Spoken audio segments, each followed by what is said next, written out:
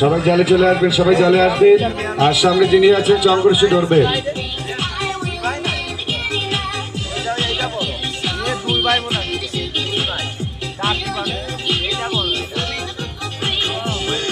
আর সর্বশেষে কিন্তু হাতির খেলা আছে, এখনো কিন্তু অনেক বেশ কয়েকটি খেলা আছে, বিশেষ বিশেষ আকর্ষণীয় কয়েকটি খেলা এখনো আছে। শেষ পর্যন্ত সমস্ত খেলাগুলো দেখে যাবে। অনেকেই সার্কাস দেখেছেন, বলবো না যে দেখেননি। এই যে দেখুন যে আপনারা শুরু থেকে শেষ পর্যন্ত 2 থেকে 2.5 ঘন্টা ব্যাপী অবিরাম গতিতে এমন কতগুলো খেলা উপভোগ করছে।